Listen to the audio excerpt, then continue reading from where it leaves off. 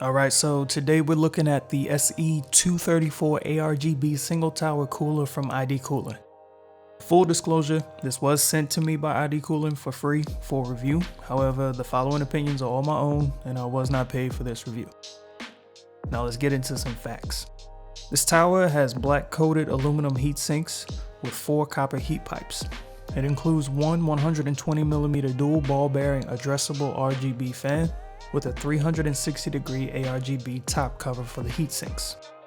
The heatsink fin array is offset from standard RAM locations on most motherboards, so the included 25mm fan, when installed, it doesn't create any clearance issues. Now I did something different and I counted the fin stack on this heatsink, and it has 45 fins with an average of 12.5 square inches. So it has a total heatsink area of about 562.5 square inches. It includes both AMD and Intel mounting brackets. Now the 5-volt 3-pin ARGB is compatible with ASUS, Gigabyte, MSI, and ASRock RGB sync software, and includes one ARGB controller if your motherboard doesn't support RGB headers. It measures 126 by 88 by 154 millimeters. It also includes a PWM RGB fan and is rated to run up to 2000 RPM. I ran 2 tests for thermals in OCCT and Blender on an open air test bench. In a 30-minute stress test with a medium dataset in OCCT, I saw an average of 68.3 degrees Celsius with an average fan speed of 1792 RPM with an ambient room temperature of 24°C. In Blender, rendering the classroom scene, I got an average of 75.5 degrees Celsius with an average fan speed of 1571 RPM at an ambient room temperature of 24°C. At the time of filming on Newegg and Amazon, the SE-234 was listed at $43.99 and $42.99. Now let's get into some pros and cons. Pro, the ARGB top plate is super dope. I've never really seen a design like this where there's a 360-degree RGB light that goes around the entire tower.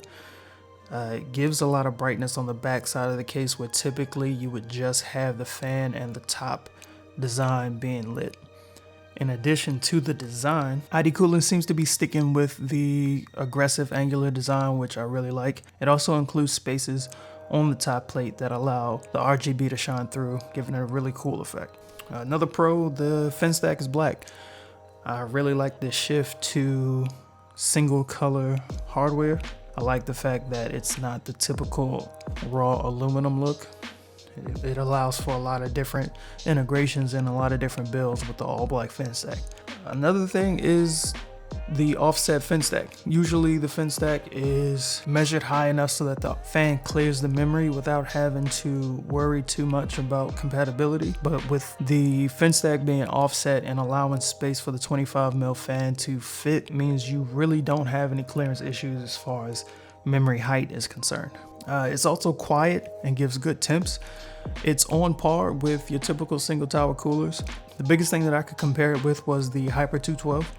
I did notice that the total surface area for the heat sinks was a little bit bigger than the Hyper 212, which probably led to the fact that the SE-234 had better temps. And my last pro is the price. At $42.99, it's comparable to other single tower coolers, specifically the Hyper 212. It's in the exact same price range depending on where you get it from. And in most cases, the SE-234 offers more value than simply the Hyper 212. They only offer one RGB fan. It's not addressable. And that's the only source of RGB illumination that you get from the product. Whereas on the SE-234, you get the top plate. It has lighting around the entire top plate and the fan is addressable. In addition to the fin array being bigger, I like it. Let's get to cons. It was very difficult for me to find a con for this cooler, but I wanted to be as objective as I could and not just give it a perfect review. The only con that I have is the top plate. I would, in a perfect world, have wished that the top plate was metal as well. It is plastic, and when I tap on it, It has this really hollow kind of sound. And again, this is me nitpicking. There's absolutely nothing wrong with it being plastic. I just wanted to have a con to give on this cooler. Would I recommend this cooler? 100%. It's priced very well. The temperature performance is really good. It's not loud. It's a very attractive tower cooler. The design is super aggressive for builds that want to accentuate really hard angular lines. And the RGB is very bright, and it's customizable if your motherboard supports RGB sync.